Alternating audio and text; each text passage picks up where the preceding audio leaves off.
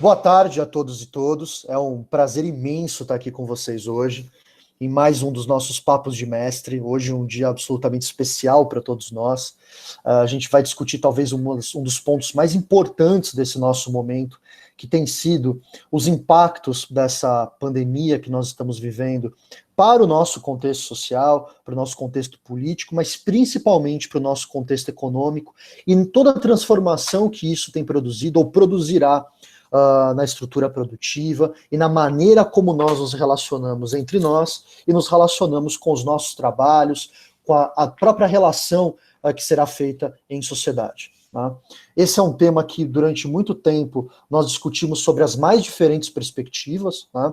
Vocês já devem ter percebido que se ataca a questão de como será o futuro das mais diferentes formas, mas esse momento atual que nós estamos vivendo parece que tem feito com que a velocidade dessas transformações acontecesse de uma maneira muito maior do que nós estamos acostumados. Tá?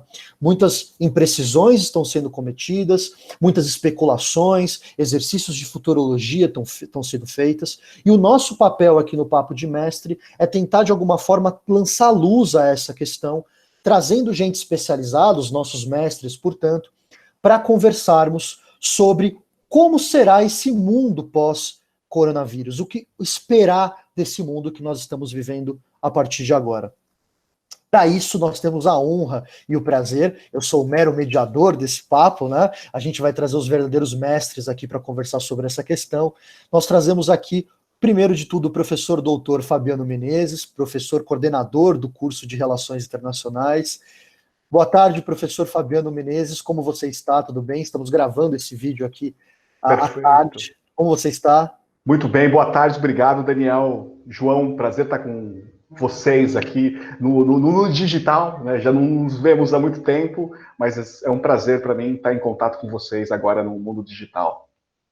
Estamos aqui também, já mencionado, o professor João Alfredo Gonçalves, professor de Administração, Contábeis, Sistemas de Informação. A gente não precisa nem apresentar o João é figura carimbada na universidade. E, João, que prazer enorme ter aqui com você para a gente bater sobre esse papo, desse momento, desse mundo em transformação que nós estamos vivendo. Grande Daniel, muito boa tarde, agradeço os elogios, vídeos da sua pessoa são mais importantes ainda para mim. Muito obrigado, muito legal estar aqui contigo.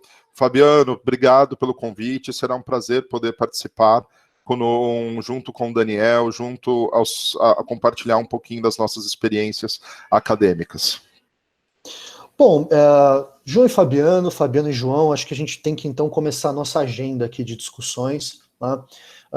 Quando nós propusemos esse papo, a gente estava conversando muito, e eu e o Fabiano, a gente já havia conversando muito sobre essas mudanças que estavam acontecendo no campo da estrutura de produção, que já aconteciam antes desse momento que nós estamos vivendo. Tá?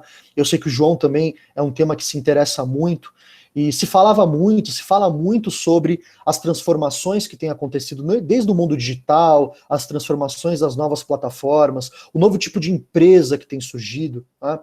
Então, professor Fabiano, eu gostaria, se você pudesse, para nós começarmos, abrirmos o nosso papo, quais eram já as transformações que nós poderíamos observar no mundo antes da pandemia? Quer dizer, o mundo antes da pandemia já revelava alguma dessas transformações que têm aparecido de maneira tão intensa a partir de agora? Legal, obrigado, Daniel. Bom, acho que esse papo aqui entre mestres é muito legal, essa iniciativa, porque é uma conversa que a gente vai ter por alguns minutos para lidar com temáticas do nosso dia a dia. Sempre quando a gente está vivendo uma epidemia, né, a gente está no olho do furacão, mas quando a gente olha para a crise sempre traz a necessidade de mudança, né? Qualquer crise. E mudar, a gente nunca muda na não crise. A crise traz um componente fundamental que é a mudança. Porque a mudança traz algo para todos nós inseguro, né? Então as pessoas têm medo de mudar, né? Então mudar é uma palavra que deveria estar mais no nosso vocabulário, mas às vezes a crise impulsiona essa mudança e nem toda crise impulsiona a mudança que deve ser feita, né? Geralmente, dependendo do grau da mudança, a crise vai impulsionar E aí vai depender de outras crises para trazer realmente a mudança que é necessário. Quando a gente olha para o mundo pré-Covid, acho que o João depois pode falar um pouco da quarta revolução industrial, a gente já estava na transição entre o que a gente poderia chamar de mundo velho, mundo novo, ou entre a terceira revolução industrial e a quarta revolução industrial, em que o modelo de produção, o modelo de negócio já estava se alterando, né? Então isso vai começar no início da década de 2000 para cá, e aí nos últimos 5 anos deu uma impulsionada bastante, que é a transformação digital. Negócios nascendo no ambiente digital e permanecendo no ambiente digital. Ou seja, a ideia do negócio físico dialogando com o digital. Então a gente estava nessa transição, isso pré-Covid, né? Então, no mundo velho, o mundo controlado, hierarquizado, o mundo industrial, para um mundo flexível, sem fronteiras, porque o digital não tem fronteira, a fronteira física que a gente estabelece não existe no mundo digital, né? Então, esse mundo digital, que é essa transição de eras, né, da terceira revolução para a quarta revolução industrial, que foi impulsionado por diversos negócios. Então, geralmente são os negócios que vão impulsionando essas transformações. E aí é legal dar esses exemplos para a gente conseguir ter uma visão geral. Se a gente vê o que estava acontecendo já com o e-commerce, o nascimento da internet, o que a Amazon fez, a transformação do e-commerce. Se a gente vê o início de 2000 com a criação do iPhone pela Apple, ou seja, o que ela fez? Trouxe o telefone para um computador, ou seja, o computador levou para o telefone, né? Essa transformação que ela fez. Se a gente vê a Netflix, né, que é uma empresa da década de 90, né, e aí essa transformação para o streaming no início de 2000, em 2007, basicamente ela lança o streaming, depois vem a sua consolidação. E outros negócios que vão transformar a maneira de a gente fazer as coisas que já habitualmente a gente já fazia. Então essa transformação já vinha ocorrendo. E aí, para essas transformações, a gente já analisava esse mundo, e aí o mundo de negócios, como um mundo completamente incerto, um mundo completamente complexo e ambíguo, e volátil. Então, porque a gente já não entendia mais como se davam as coisas. Então, você pega um exemplo, por exemplo, da televisão, do negócio de televisão, e o impacto que foi causado pelo streaming e pela Netflix. Então, você olha a televisão, e dando o caso da Globo, por exemplo, é interessante para a gente observar, a Globo conhecia seus concorrentes, né? Os concorrentes conheciam a Globo, e era um mercado ali bastante seguro, cada um conhecia de si. O que a Netflix fez? Ela não transformou só a televisão, ela transformou a indústria inteira de entretenimento, né? Então, hoje a Globo ela vai concorrer com os seus concorrentes tradicionais. Se ela olhar para os seus concorrentes tradicionais, ela quebra e fecha as portas, né? Os seus concorrentes podem olhar para ela? Também não. Por quê? Porque hoje não tem mais concorrente, né? O concorrente da Globo não é mais o concorrente que ela conhecia, ela não conhece mais seus concorrentes, né? Então, e aí a criação do YouTube, do Google, as plataformas que vão se reinventando e mudaram tudo a todos. E aquela empresa que tinha um negócio específico, atua em um segmento, começou a isso se transformar com as empresas atuando em diversos segmentos. E você vê também uma outra transformação que já vinha ocorrendo, que vai dar base para isso tudo, foi o que aconteceu com a Microsoft, né? Até pelo nome, era uma empresa de software. Só que hoje, o Windows, para ela, ele continua sendo relevante para a marca, mas em termos de negócios, ele passou a ser completamente irrelevante. Então, ela se transformou numa empresa de nuvem, de armazenamento de nuvem, né? Esse é o negócio dela hoje, cloud. Então, ou seja, uma empresa que se transformou porque ela observou o que estava acontecendo e se eu permanecesse no meu negócio, eu não iria mais funcionar. Então, acho que esse seria o mundo, Daniel e João, pré-Covid. Ou seja, era um mundo que estava tentando entender o que estava ocorrendo, mas por a iniciativa de algumas empresas que cruzaram a linha para o mundo novo e começaram a operar nesse mundo complexo, incerto, onde o meu concorrente eu não conheço mais, né? Então eu preciso atuar em outros segmentos. Você vê o caso da Amazon, é uma empresa que atua em todos os segmentos. Fala um segmento, ela faz. A Apple atuando em vários segmentos, né? A Apple não vende mais o iPhone, ela tem um marketplace, ela tem o Apple Card, né? Ela tem o iPods, ela tem outros negócios, e como todas as outras empresas também começaram a olhar para outras especialidades, além daquela que ela tinha como expertise original. Então, essas empresas estavam meio que dando o tom dos próximos negócios. E os negócios que queriam se reinventar, ou pensando o que eles deveriam fazer, estavam se espelhando nesse novo modelo e fazer essa transição do presencial, do real, do analógico para o digital. Então, esse ser mundo pré-Covid. Então, e essa questão toda, quer dizer, que o professor Fabiano nos traz, quer dizer, essa coisa de um mundo disruptivo, né, de um mundo 4.0, de um mundo tomado por startups, por iniciativas que vão tentar atacar diversas outras fronteiras de produção. Muitas vezes, professor João, a gente vai chamar isso de quarta revolução industrial ou indústria 4.0. Acho que os nomes são vários, né? Você poderia explicar para a gente o que isso significa? Quais são os impactos desse novo momento na estrutura produtiva, na estrutura de criação? Eu acho que quem está nos assistindo vai querer saber um pouco mais sobre isso, imagino. Daniel, isso é muito legal, né? O professor Fabiano, como sempre, né? Como já o conheço, muito bem colocado, que foi apontado por ele. E acho que as explicações e os pontos que ele utilizou como referência são excelentes. A gente, para poder falar um pouquinho da 4.0, a gente só vai voltar um pouco, acho que, como a gente pode analisar uma organização, como a gente pode analisar uma empresa. A gente analisa uma organização, a gente analisa uma empresa de acordo com a cultura organizacional. Né, como que aquela empresa se comporta, como que aquela empresa dentro do mercado. E essa cultura organizacional a gente tem avaliado por quê? A tecnologia, ela está para todos, ela é presente para todos, né? Eu costumo até brincar dizendo que a tecnologia, ela é o mais fácil, por incrível que pareça, né? Mas a adoção, as ideias, dependem de pessoas.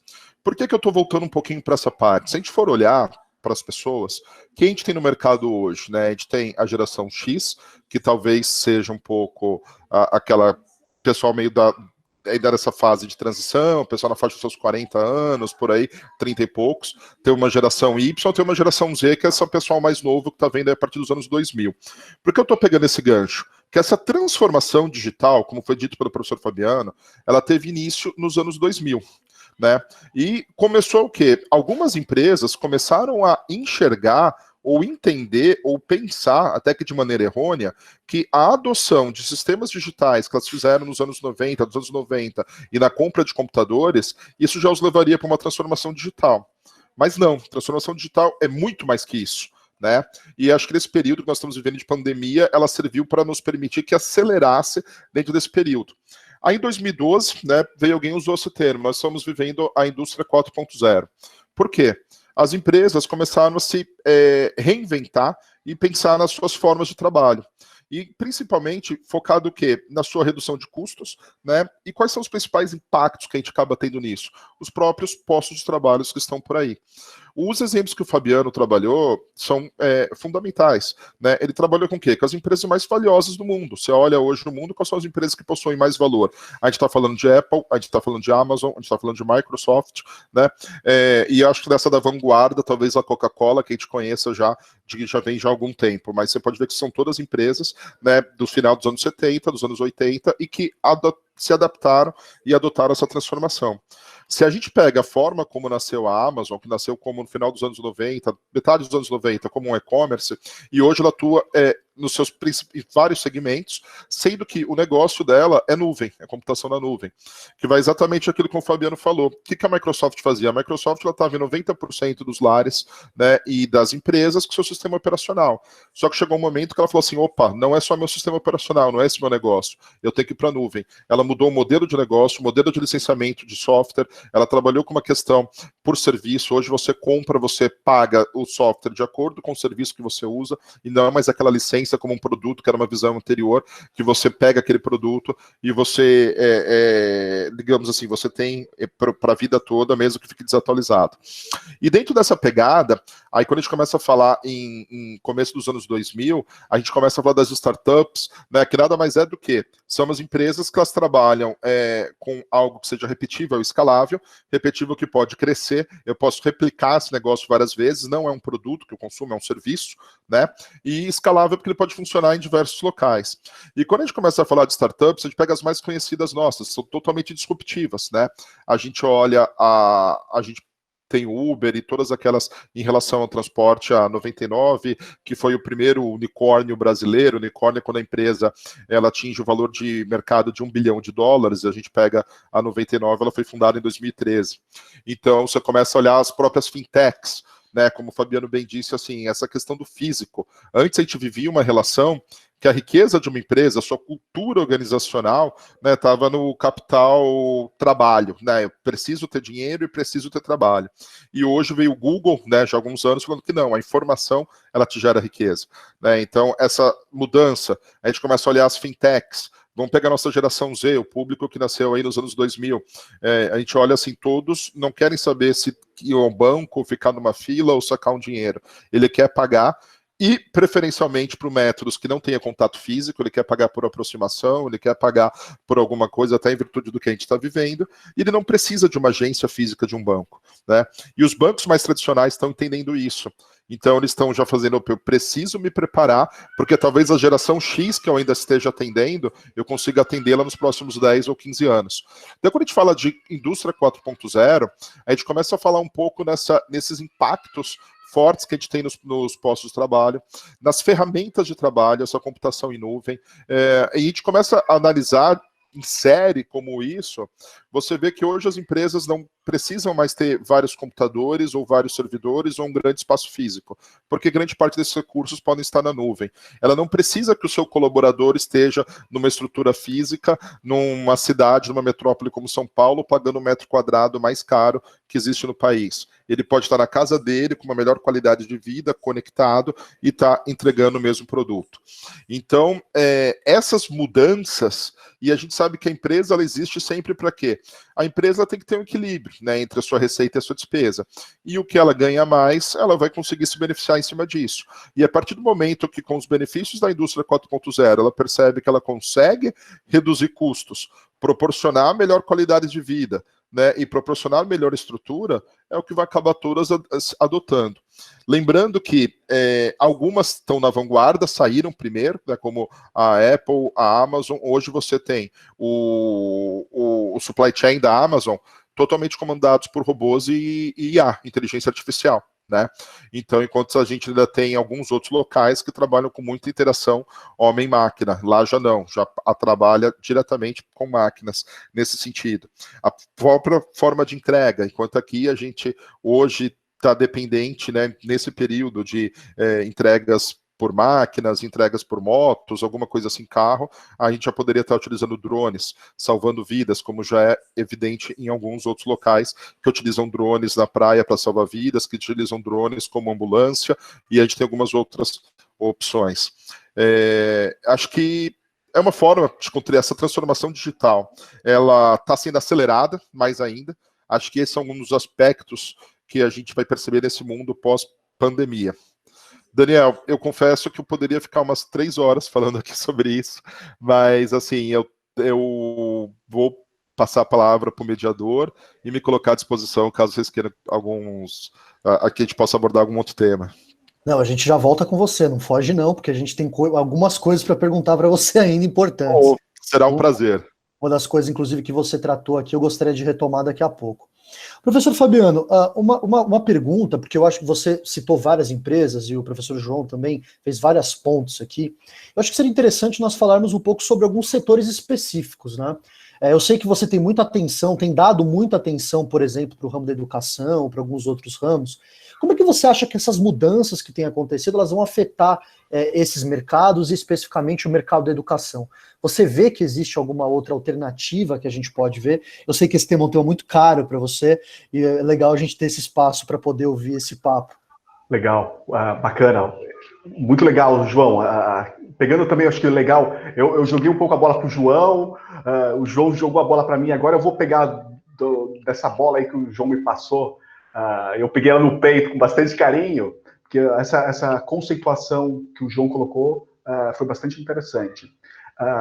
Só para a gente fazer essa contextualização, então, e aí tá, a gente está vivendo a epidemia, né? Ou seja, aconteceu a Covid-19. Né? Aí o que aconteceu do dia para a noite, de forma abrupta? Tudo aquilo que o João e eu falávamos estava acontecendo e as empresas estavam refletindo. Porque quando a gente vai fazer uma transformação digital, o João colocou isso bem, antes da transformação digital, a gente precisa fazer uma outra transformação, que é a transformação cultural. Então, o princípio básico da transformação digital é a transformação cultural. E aí, pega o exemplo da Microsoft. Então, imagina uma empresa da Microsoft. Né? Teve um líder, né? Bill Gates. Né? Todos os ex-presidentes da Microsoft eram os fundadores. Né? E aí, nessa transição, vai ser um outro presidente que não era da linha dos que fundaram a empresa e falaram, olha, isso que vocês fizeram até aqui, parabéns, mas isso aqui, daqui para frente, não vai dar para ser feito dessa maneira. Todo mundo, mas como? O que é isso? Não, a gente vai ter que... Esse é o mundo. Agora, para alinhar esse povo todo para esse novo caminho, eu preciso fazer uma transformação cultural. Ou seja, por quê? Vai ter pessoas ali que não vai querer mudar, vai ter pessoas que vai sair, eu vou precisar de outras pessoas para trazer para o meu time, porque eu vou ter que mudar a mentalidade para uma outra nova mentalidade. Né? Então, a transformação digital requer a transformação cultural. Eu preciso preparar o chão, preciso preparar as pessoas, porque, como bem o professor João falou, a transformação digital não é a digitalização de processos, é a digitalização do meu negócio. Ou seja, é uma nova mentalidade. Né? Eu não vou mais conviver com o físico, eu vou conviver com o mundo. E esse mundo digital é um mundo completamente sem fronteiras. Ele segue um outro ritmo. Né? Eu não vou aplicar minha estrutura de marketing presencial para o digital. Não vai funcionar. Eu não vou aplicar minha estrutura de aula, eu não vou para o digital. E aí, isso estava sendo feito. Né? Eu alinhando as pessoas para prepará-las para a transformação digital. E antes de fazer uma transformação digital por completo, eu ia adequando o meu negócio. O que eu posso transformar aqui que não vai pegar no meu core tradicional? As empresas estavam fazendo isso aos poucos. O que a Covid trouxe? Abruptamente, todos os negócios se viram, do dia para a noite, a necessidade de se transformar. Então, quem estava 100% no presencial, isso para qualquer tipo de negócio, teve que se transformar do dia para a noite para o digital. E a escola, só que sem a transformação cultural, ou seja, sem preparar as pessoas, ou seja, sem preparar os seus públicos. Se a gente falar da escola, eu coloco a escola como a educação como um todo, que pode ser da escola fundamental, do ensino médio, universitário, ou seja, eu não preparei os alunos, eu não preparei os professores, eu não preparei os pais dos alunos, ou seja, eu estava numa estrutura completamente física. E aí eu transformo do dia para a noite o meu negócio de forma abrupta para o digital, eu vou ter vários conflitos. E aí um erro que está sendo feito na maioria das escolas é levar o presencial para o digital. Ou seja, esse é um dos principais erros de uma transformação digital. Você não faz isso. No entanto, eu vejo isso como positivo porque fez alguma coisa. Né? Ou seja, ele transformou, ou seja, o digital entrou agora no ensino. E aí eu vou ter que adaptar esse digital para a transformação digital. Né? Então, no momento, a gente está na primeira fase dessa transformação, que é essa fase abrupta. Então, eu pego a minha fronteira do físico e levo a fronteira para o digital. Ou seja, horário, prova, controle, hierarquia, tudo aquilo que eu tenho no presencial, eu trouxe para o digital. Isso não funciona, isso não é transformação digital. Né? Então, eu preciso entender o que aconteceu, nessa fase agora, para ir mudando até uma transformação digital por completa. Então, a crise, ou seja, aquele ponto positivo da mudança, então a escola não mudava. Tinha aquele sistema. Todos os negócios estavam se transformando para o digital, uns melhores do que outros, e a escola permanecia naquele mundo industrial, seguro, controlado, hierarquizado. E aí, nessa mudança abrupta, você fazer essa transformação do dia para a noite, algumas podem estar melhores que outras. Então, isso vai acontecer. Algumas vão ter mais dificuldades que outras, né? Então, uma escola que está no ensino fundamental, uma escola que está no ensino médio vai ser diferente. A universidade é diferente. Mas todas estão sentindo essa transformação. Do ponto positivo que eu diria isso, é aquilo que eu coloquei. Ele fez com que todos mudassem. E aí, dessa mudança, essa é a primeira fase da mudança. E essa mudança eu vejo de imediato duas mudanças, diretamente, sem fazer uma mudança por completo ainda. Eu vejo duas mudanças diretas. Essa digital, que o ensino vai ter que lidar com esse híbrido entre presencial e digital, né? Porque o pós-Covid a gente vai voltar para o presencial, só que o presencial pré-Covid não volta mais. Então a gente vai conviver com o digital e com o presencial. Então, esse convívio. Um outro ponto que vai ter que ser alterado de imediato é o espaço geográfico da escola ou da universidade. Ou seja, aquela escola cercada por muros, aquela sala de aula cercada por muros e paredes, né, daquele estilo de 200 anos atrás, ela não conseguiu ser quebrada antes. A Covid vai possibilitar a quebra das paredes da escola. Por quê? Porque aquele modelo pré-Covid, onde salas cheias, com dezenas de alunos, não vai ser possível voltar. Até o presencial voltar por completo, ou seja, até a gente encontrar uma solução para a epidemia, que vai demorar, então a gente deve voltar para o presencial nesse modelo híbrido, dialogando com o digital, só que com uma mudança de imediato que tem que ser feito agora, quebrar as paredes. Eu preciso, o ambiente geográfico da escola, o espaço geográfico da universidade precisa ser alterado, né, para uma convivência mais harmoniosa e aberta, né, ou seja, com a universidade aberta, né, a escola aberta, né, e aí dialogando nesse primeiro momento, eu vejo essa transformação, no caso da escola, que demorou muito para se transformar. Essa mudança abrupta vai levar a uma outra mudança, que é o espaço geográfico. Então, essas duas mudanças diretas que eu vejo diretamente acontecer na escola. Bom, professor João, a gente está ouvindo aqui, eu vou fazer um pouco às vezes do nosso ouvinte, do nosso espectador. Tem muita gente que deve estar pensando, tá, e o que eu faço da vida se esse mundo chegar, né? Será que vai ter emprego para todo mundo? Como é que fica a questão da empregabilidade nesse novo mundo? Porque muita gente fica ansiosa, né? Há algum tempo atrás, inclusive, o Fórum Social Mundial chegou a publicar coisas sobre esse tipo. Davos também tem se preocupado muito com essas questões. Muitos empresários têm falado sobre a influência desse novo momento para o emprego. Gostaria muito de ouvir a tua opinião sobre como isso pode articular o emprego, né? Se talvez nós teremos algum processo de transformação abrupta nessa nossa área, se esse alto índice de desemprego que nós estamos vendo hoje é uma tendência de longo prazo, o que você vê com relação ao emprego nesse momento novo que a gente vai experimentar? Nossa, Daniel, muito legal sua pergunta, né, tentar trabalhar, e é um desafio bem grande de trabalhar com essa previsão do que pode acontecer no futuro, mas as tendências, se a gente for olhar um pouquinho para o passado para entender o nosso futuro, a gente vai conseguir já expor alguns pontos. Acho, pegando um gancho do que o Fabiano falou, essa mudança tem que acontecer, né? A gente, sim, aquele que falou no âmbito da educação, por exemplo, quebrar paredes, a escola fechada, a escola tradicional, aquele espaço físico lá onde ele vai e passa 4, 5 horas numa sala de aula, escutando e sai, a metodologia está mudando de educação, e essa geração que está precisando dessa mudança de educação vai chegar no mercado em breve, assim como aqueles nossos alunos que estão na universidade estejam nos assistindo agora. Cara, eu costumo falar bem a real, assim, para os alunos, e eu vou deixar fazer contas para vocês, tá bom? A gente vive um capitalismo, né? O capitalismo, a gente vê a questão da propriedade, do livre comércio, da liberdade da indústria. Então, vamos olhar, né?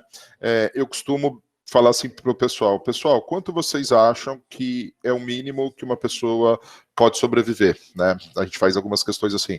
Aí sempre tem alguém que fala assim, olha, professor, existem pesquisas que o salário mínimo deveria ser 5 mil, o salário mínimo deveria ser 3.200, o salário mínimo deveria ser tanto. Então, para a gente fazer uma conta normal, respondendo a tua pergunta, o emprego tradicional vai existir? Não. Aquele emprego em que o funcionário chega numa indústria, o colaborador chega na indústria, fica 8 horas por dia, vai embora, né, e que minimamente a gente acredita que ele tem que ganhar 3.200, só para a gente fazer uma conta exata, tá bom? Então vamos lá, alguém que trabalha 40 horas por semana, ele pode trabalhar 160 horas no mês, 44 horas semanais é o limite máximo que a nossa lei permite. Se ele ganhar 3.200, se eu fizer essa divisão aí de 160 horas mês que ele trabalha por 3.200, eu posso falar que ele está ganhando R$20 a hora de trabalho, tá? Ao mesmo tempo, esses 3.200 que é o salário dele, para o empregador, isso vai custar em média o dobro, dependendo do nível salarial, então que ele vai ter que fazer a provisão de custos de 13º salário, de férias, de descanso semanal remunerado, de previdência social, os encargos que ele possa pagar, vale transporte dependendo do salário, dependendo da localidade aonde ele mora. Então a gente vê que esse custo pode ser mais ou menos o dobro. Então, como a gente vive uma questão de livre comércio e as empresas, até em virtude dessa evolução digital, essa transformação digital, elas sempre buscam uma redução de custo, o colaborador vai se tornar cada vez mais caro. E se a gente tem cada vez menos postos de trabalho, que eu tenho uma substituição por equipamentos, por inteligência artificial, e cada vez a gente precisa de profissionais mais qualificados, haverá emprego, haverá oportunidade para aqueles que se adaptarem às novas tendências. Mas se a gente for olhar para o empreendedor, também não é fácil os custos que ele passa. Eu não quero entrar em âmbito político, até porque não é a minha intenção, e eu nunca fiz isso dentro do ambiente escolar, em ambiente universitário. Só queria falar para vocês uma questão de conta. Aquele empreendedor que tem um colaborador que ele paga 3.200 de salário, que custa 6.400, ele precisa repassar esses custos, senão ele quebra. Uma empresa, ela vive do quê? Né? O que mantém uma empresa viva é o resultado positivo dela. Se ela não tiver resultado positivo, ela quebra. É isso que acontece. E hoje a gente tem os encargos muito grandes. Acaba sendo preferido por qualquer empreendedor que ele queira essa substituição. Se ele colocar máquina, se ele colocar inteligência artificial, ele obviamente que vai reduzir. Então, a gente, certos momentos, o estudante ele pode ter aquela rejeição, isso está errado, isso não pode acontecer. Mas quando a gente inverte esses valores e coloca, e se fosse você no lugar do empreendedor, o que você decidiria? Aí ele fala, não, tem razão, eu decidiria por isso. Então a gente vai ter emprego para quem? Né? Pelo menos o que a gente pode ter tendência. Para aquelas pessoas que se qualifiquem nas áreas em que a gente precisa, para aquelas pessoas que sejam mais dinâmicas e para aquelas pessoas que sejam produtivas e empreendedoras dentro da sua atividade. Então se a gente olha o segmento de startup, é um desenvolvimento, como o Google, como a Apple faz, elas quebraram as suas empresas. Ela não tem um ambiente, um escritório onde a pessoa chega no mesmo computador, ele pode estar fazendo um mochilão na Nova Zelândia e estar desenvolvendo parte do app e mandar pela internet para quem está lá na sede da empresa, organizando, ou em qualquer outro lugar do mundo. Essa questão dessas barreiras físicas, elas precisam ser quebradas, né? Como ao mesmo tempo, no velho mundo, a gente tem aquele profissional que vai lá trabalhar 8 horas. Existem artigos que falam que o profissional ele chega a passar 50% do seu tempo no celular, em WhatsApp, Facebook, né? Então, chega aquela visão que alguém fala assim, poxa, determinada empresa proíbe o uso de celular. Aí eu falo, tá bom, a gente não vive um período de escravidão, obviamente a gente não tem que ter isso. Mas eu te coloco no lugar do empreendedor. Você paga o salário com todos os custos e você descobre que o teu colaborador está metade do tempo. Então ele fala, mas aí também tem que tomar atitude mesmo. Então, assim, eu gosto de fazer essa provocação, de colocar essa quebra das coisas que estão mudando. Que a transformação digital ideal é você trabalhar com meta, você trabalhar por serviços que você produzir, e não essa mudança como o Fabiano falou. Olha, a tua aula é das 8 ao meio-dia, só que agora vai passar a ser das 8 ao meio-dia em casa. Então o professor vai entrar às 8, vai falar até às 8h50, para o intervalo.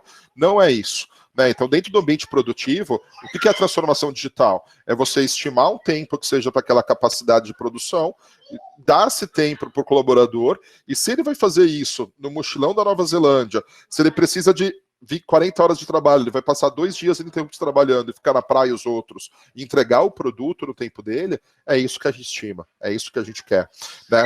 Então, eu gosto de fazer essa provocação, porque quando a gente sempre atinge o âmbito econômico, que a gente começa a falar de grana, de cadeia produtiva, de encargo trabalhista, a gente começa a entender e enxergar pelos dois lados, né? Porque hoje muitas pessoas estavam provocando que a gente vivesse um fla-flu, né? São eles contra nós, são os empresários contra o povo. E não, né? A gente precisa tentar entender que precisa existir esse ponto de equilíbrio. Mas, ao mesmo tempo, eu não vou conseguir entrar aqui, até extrapolar o tempo, e não sou um profundo conhecedor disso. Mas a gente tem questão também, né, de uma nova classe surgindo, que são o quê? Os infoproletários. A gente tem empresas, por exemplo, a Uber é a maior rede de transporte do mundo, ela não tem carro. Ela está trabalhando, né, no carro autônomo, que ela sabe que é isso que vai dar retorno para ela. Mas, ao mesmo tempo, nós temos pessoas trabalhando 12, 14, 16 horas por dia por questão de sobrevivência, com o seu próprio carro. Então, são posições antagônicas, mas aqui realmente, assim, vem de base da cultura, do investimento, né?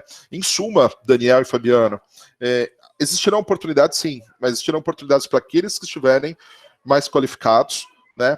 E não vai existir mais aquele emprego tradicional, tenha certeza. Isso não vai, aquele que vai lá, bate o ponto e fica carimbando durante 8 horas por dia, isso não tem, e já há algum tempo isso já não existe. Professor Fabiano, então, o professor João que fez a descrição aí desse mundo, acho que ele foi muito bem esclarecedor naquilo que ele está colocando, do tamanho do desafio que a gente vai viver, né? A gente, de fato, vai passar por um desafio muito grande nesse período, né? Especialmente para um país como o Brasil, que nós temos uma quantidade gigantesca de pessoas informais, sistema educacional muito frágil, então a dificuldade para se adaptar a esse mundo novo é muito grande, e muito provavelmente o Estado vai ter que tomar muitas decisões até para se pensar. Já tem experimentos, inclusive, na Europa, nos Estados Unidos, de rendas básicas de cidadania e tudo mais, porque já se prevê que talvez nesse mundo novo as pessoas talvez não tenham como trabalhar. Eu fico pensando nesses empresários que diminuem custo, se as pessoas não tiverem renda, eles vão vender para quem, né? Então a gente cria um pouco dessa dinâmica de discussão, mas eu sei que você sempre, quando fez as suas apresentações sobre o momento do futuro, você sempre bateu na tecla que o ser humano tem que estar inserido nesse processo, né? Nós não podemos criar um mundo novo sem que o ser humano esteja incluído e que esse cálculo utilitário de maximização de ganhos e minimização de custos, ele precisa ser um pouco ponderado. Eu queria saber um pouco da tua visão de futuro, professor Fabiano, para a gente tentar entender como é que você imagina esse futuro que está sendo vislumbrado, esses desafios que o professor João colocou tão bem, como eles possam se encaixar com uma visão um pouco mais humanista nesse processo. Como é que a gente consegue encaixar as pessoas nesse processo desse mundo novo? Acho que esse é um tema central, porque quando a gente fala nessa indústria 4.0, nessa transformação digital, você tem um elemento principal aí, né? E a gente está entrando no mundo das máquinas, só que as pessoas nesse mundo são os ativos mais importantes. Por quê? O que a gente entende desse cenário é que deixe para as máquinas o que as máquinas fazem melhor e deixem para os humanos o que os humanos fazem melhor. Se a gente olhar essa transformação de negócios do mundo velho para o mundo novo, ela está transformando em trabalhos que manualmente demandaria tempo, a máquina é muito mais efetiva. Então eu não preciso de um humano ali, é ineficiente para um humano estar ali. Agora, o que um humano é bom e que a máquina nunca vai conseguir substituir? É isso aqui, é pensar, ter uma análise crítica, é refletir, é lidar com emoções. Então você imagina, todas essas empresas de transformação que fizeram, a tecnologia é um aspecto fundamental. Eu preciso ter gente muito boa de tecnologia, de software. Só que eu preciso ter mais gente especialista em quê? Em seres humanos. Eu preciso ter... E aí, essa questão do trabalho humano, trabalho em equipe é fundamental. Acho que o trabalho em grupo é essencial. A colaboração é essencial. Lidar e saber lidar com as emoções. Acho que isso é fundamental no dia de hoje. Então, e as empresas que hoje já está ocorrendo, já nessa transição já se percebe que aquele mundo do diploma, onde eu conheço você pelo seu diploma, não vale, não está fazendo mais sentido. E aí vem um outro ponto central, que é o propósito. Né? Eu preciso estar alinhado com o negócio que eu quero trabalhar pelo propósito. E aí as empresas, hoje em dia, especialmente essas empresas, elas contratam por propósito. Então elas não estão preocupadas com um ponto de vista técnico. Ah, é fundamental ter? Sim, mas eu posso treinar você. Porque a parte técnica evolui muito rápida. A gente não está no mundo industrial, onde eu fazia um curso por 5 anos, eu aprendi uma habilidade, eu ia fazer um estágio, aquele mundo linear. Né? Olha, eu preciso ser um estagiário, eu preciso aprender teoria 1, eu preciso depois para aprender teoria 2, depois para teoria 3, depois para o 4. Não, por que eu não aprendo 5 direto? Eu posso pular essa etapa. Eu não preciso mais aquele mundo linear, aquele mundo. A gente vive num mundo exponencial, né? É uma outra dinâmica. E essa outra dinâmica, esse aspecto humano vai ser fundamental. Então, acho que esse mundo novo é um mundo dos humanos. Né? Embora as máquinas irão substituir os trabalhos que os humanos fazem de forma ineficiente.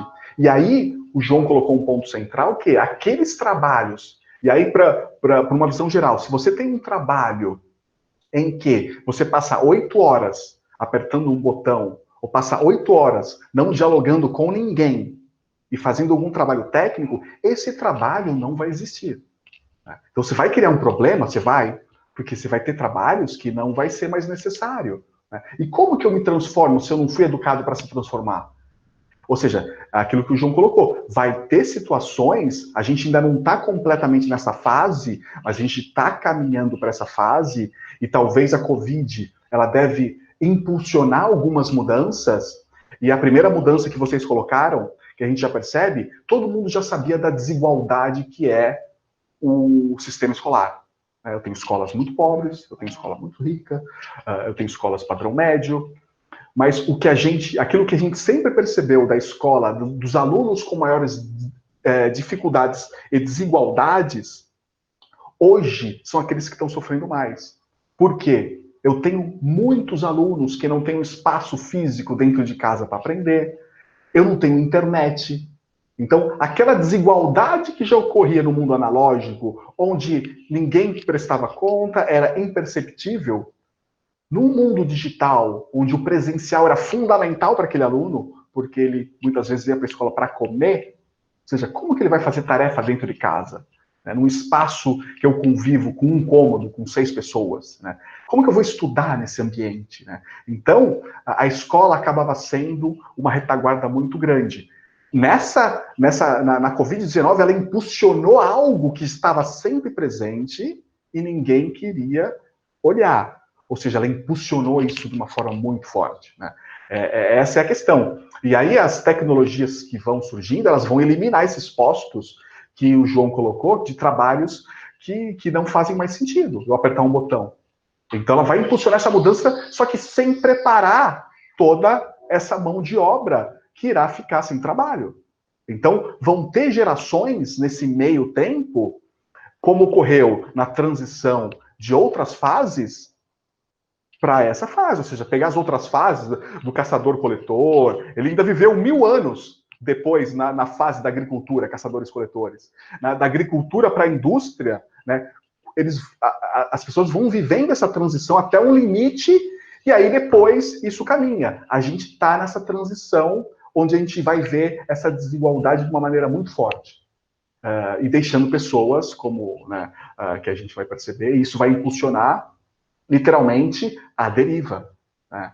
E aí, com os negócios indo para o mundo digital, o Estado também vai sofrer uma consequência, que é o poder de arrecadação. Então, aquele poder fiscal que a gente sempre achava que era um requisito que o Estado tinha, como uma retaguarda muito forte, ele não tem mais, ele não consegue enxergar os negócios.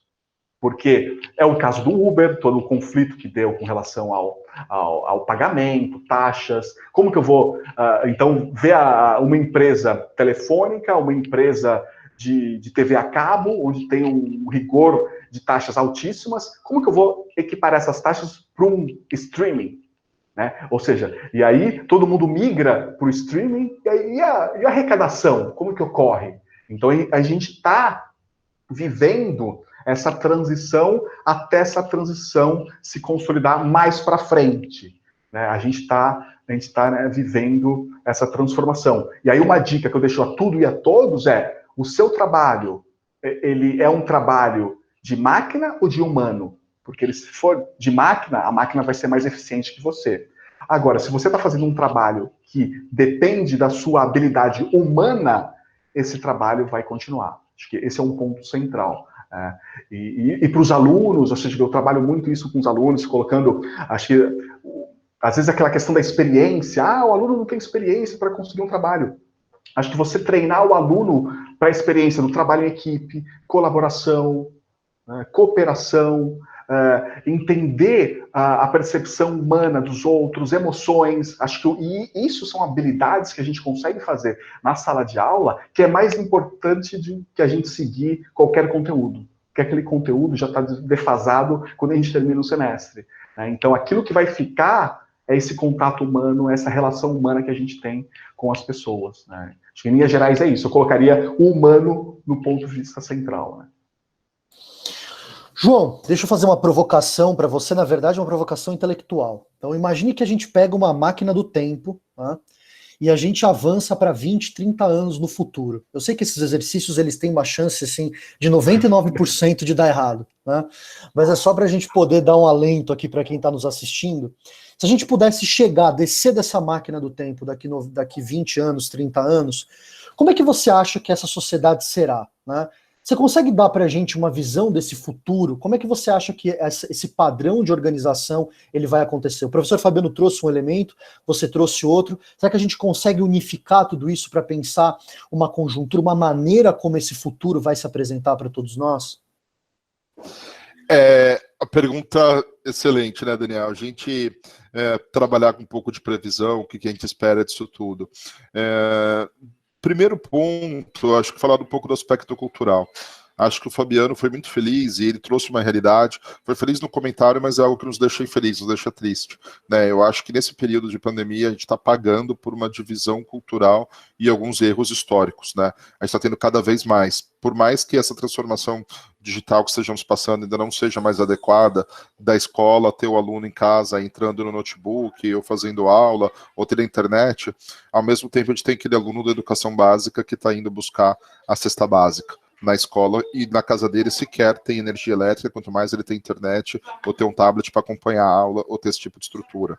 Por que eu estou te contando isso agora? Eu acho que se não forem tomadas atitudes rápidas, para quem sabe que a transformação de uma geração ocorre a cada 10, 15, 20 anos, se a gente não tomar medidas agora, vai ter essa disruptura. Daqui a 20, 30 anos, quando descemos essa máquina do tempo, a gente vai ter mais distanciamento entre essas classes culturais e essas classes do ponto de vista de educação.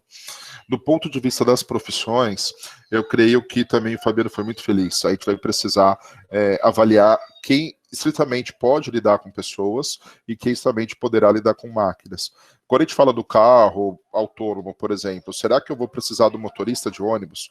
Será que eu vou precisar do motorista da perua escolar? Se a gente está falando de disruptura, né, a gente está falando de inovação, será que eu precisarei que o meu filho vá para a escola todos os dias numa estrutura física?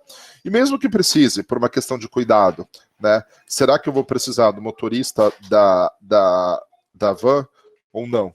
Né, pode estar indo através de um carro autônomo. E quando o Fabiano foi feliz, falando em cuidar de pessoas, ele pode ser substituído por um carro autônomo, mas aquele responsável por olhar as crianças, por ter alguém, né, que possa ter esse tipo, talvez não seja substituído. Né? E aí eu acho que entra um pouco o papel do professor, o papel do educador e o papel daquele executivo que vai fazer o diferencial dentro de cada vez mais as empresas. Eu acho que a gente tem que estar preparado para quando descer dessa máquina do futuro, para que as pessoas sejam mais colaborativas, né, mais participativas, né, e que quebre realmente paradigmas. Eu acho que nós vamos ter muita coisa sendo realizada por máquinas, né, então às vezes eu até costumo brincar, a gente conseguiria ter entrega de pizza por drones? Sim, conseguiríamos. Eu só não sei se a gente tem cultura no Brasil para o drone voltar para a pizzaria, né, ou até chegar na casa. Então, a gente começa a fazer essa análise. Então, do ponto de vista econômico, eu espero que nós estejamos melhores do que estamos hoje. Do ponto de vista cultural, que estejamos melhor, mas eu creio que não. Se essas atitudes não forem tomadas, estamos pagando por erros muito grandes. E do ponto de vista profissional, eu creio que aqueles que souberem se readaptar, né, e trabalhar com essa integração homem-máquina são aqueles que serão os pioneiros que poderão ainda sobreviver e estar em melhores condições. Perfeito, professor João. Boa, ótima ponderação. Eu acho que me parece que a questão toda é essa, né? Nós estamos os três aqui preocupados com a mesma coisa, tentar entender como esse processo ele vai ser feito e como é que nós, seres humanos, vamos nos integrar nesse momento.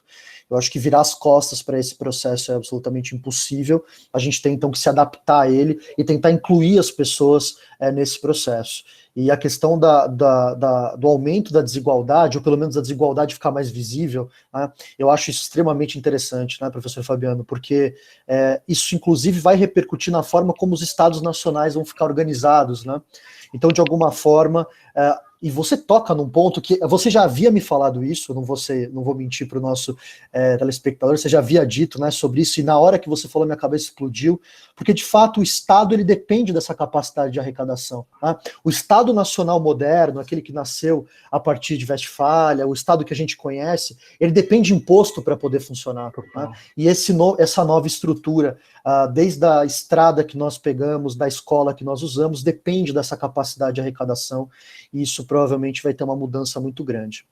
Professor João e professor Fabiano, eu queria então, para nós terminarmos o nosso papo, pedir para que cada um de vocês então fale umas últimas palavras, dê um recado para quem está nos assistindo, né? Alguma coisa que vocês achem que seja importante para os nossos espectadores pensarem sobre essa questão.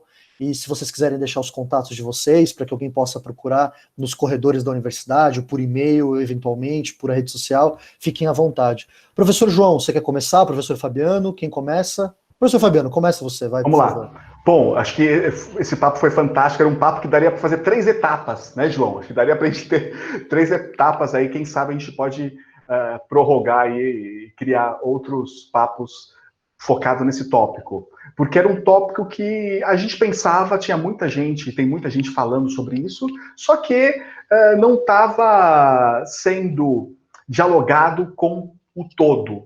Agora, esse virou o assunto do dia. Eu tenho que me envolver nesse dia. Antes ficava restrito a alguns setores. Hoje, transformação digital, transformação cultural, ele tem que estar restrito a tudo e a todos. Né? Desde a escola a qualquer outro negócio. Então, acho que esse é um ponto central. Então, pegando pelo ponto positivo da epidemia que a gente está vivendo, a gente ainda está no surto, a gente está no olho do furacão, né? Então, a gente não está na fase pré-Covid, né? A gente já está na fase da Covid, não chegamos no pico, né? A gente vai ter um pós-Covid, né? E esse pós-Covid, o que seria o novo normal, né? Acho que esse conceito de novo normal foi um conceito que surgiu na crise de 2008, né? Que não afetou a todos, afetou uma parcela muito específica, a gente não sofreu essa crise de 2008. Se a gente olhar algumas crises anteriores, não crises históricas, toda crise histórica também afeta tudo e a todos, mas sempre uma parcela menor.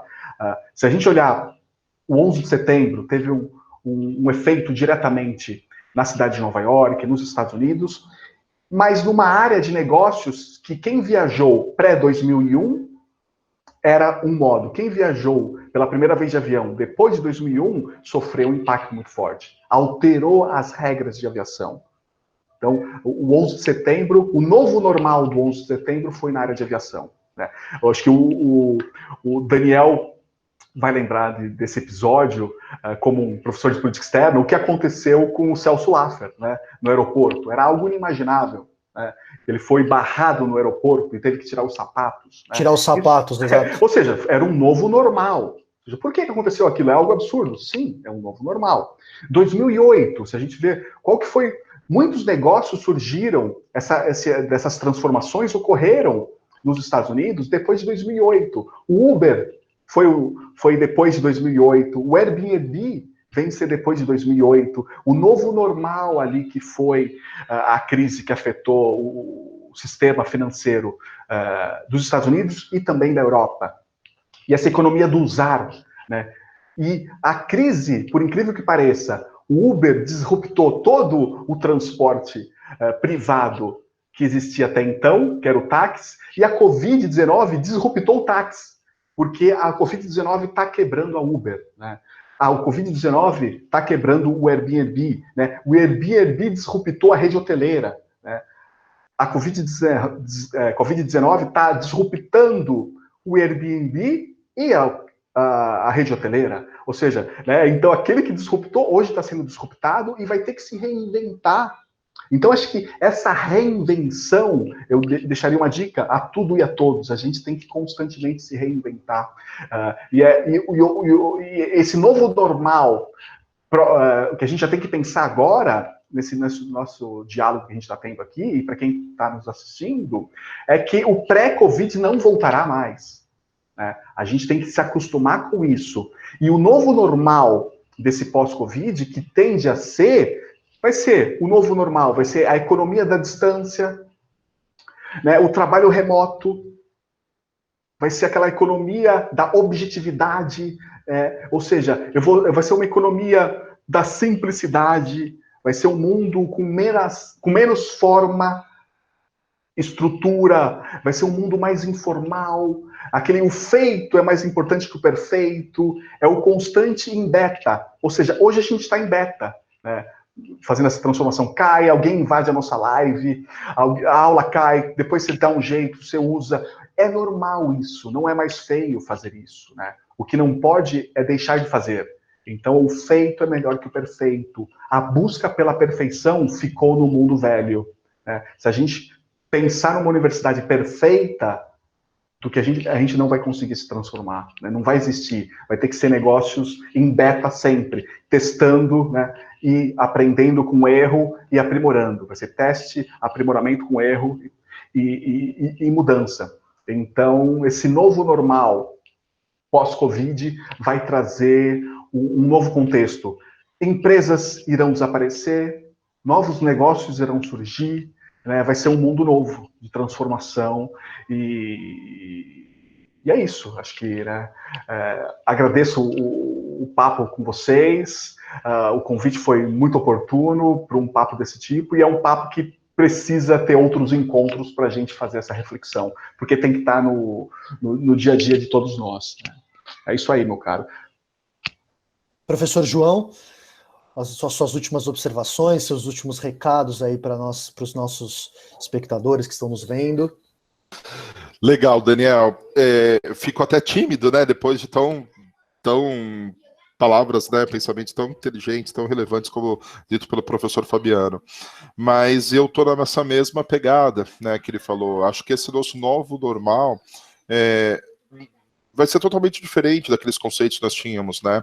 Acho que ele foi muito feliz quando ele falou, por exemplo, em 2001, né, o episódio das Torres Gêmeas, que a gente sabe que aconteceu, além de outros ataques terroristas nos Estados Unidos, mudou todo o sistema de aviação. E os nossos jovens, o nosso público universitário que está nos assistindo hoje, já nasceu isso sendo uma condição normal para eles, né? Então, passou a ser um novo normal para eles e a gente que estava no outro mundo pode ter considerado alguma coisa disruptiva. E mesmo passando, como a gente está no olho do furacão agora, no meio da Covid-19, a gente sabe que não vai ser uma coisa tão normal, né? Se hoje falasse assim, acabou, erradicou, tem a vacina, será que todo mundo vai voltar a ir para o cinema como ia antes? Será que todo mundo vai começar a frequentar bares e restaurantes como ia antes? Será que você não vai pensar duas vezes antes de usar o computador da universidade que estava outra pessoa digitando, usando o mouse e usando o teclado? Né? A maquininha que você passa o teu cartão hoje, que as empresas já estão correndo, empresas de TI estão correndo, já existe, mas querem aprimorar mais ainda, né, que isso seja feito sem contato. Né? Eu estava numa reunião semana passada com um profissional de IT, ele tem uma empresa que trabalha com controle de acesso, né, para aeroporto, para prédio comercial, e ele já adaptou o software dele para que o próprio software ele faça o reconhecimento facial e a temperatura da pessoa, né, para poder permitir a entrada ou não no ambiente.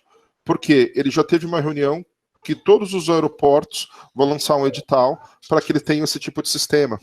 Então, se a pessoa estiver com temperatura elevada ou não for efetivamente aquela pessoa que deva passar através de reconhecimento facial, que a gente já tem vários sistemas aqui funcionando para captura, e até de pessoas que estão procuradas pela justiça, e controlando a temperatura, saber se ele não está com nenhum tipo de alteração na sua saúde, eu acho que a gente vai viver um mundo mais simples, mais tecnológico, mas que as pessoas estarão mais voltadas a, como o Fabiano disse, né? Melhor você ter o feito do que o perfeito. Né? Vão ser pessoas que vão estar resolvendo seus problemas através de serviços, pela contratação de serviços, que vão querer ter o seu tempo disponível para outras coisas do que efetivamente estar à disposição da escola, da universidade ou de um trabalho, ou realizarem o seu estudo, a sua atividade profissional, quando se julgarem no tempo mais correto. Tem pessoas que são mais noturnas, pessoas que são mais diurnas, e por aí vai. O que eu acho que esse assunto a gente poderia ficar aqui vários dias e várias noites discutindo. Estarei aberto sempre para vir aqui. Foi muito legal estar conversando com o público universitário, é o nosso dia a dia, é o que a gente vive, é o que a gente quer passar. Vai passar essa fase ruim, e estejam adaptados. Estudem sempre e sempre estejam adaptados para mudanças. Tá bom? Deixo aqui meu grande abraço.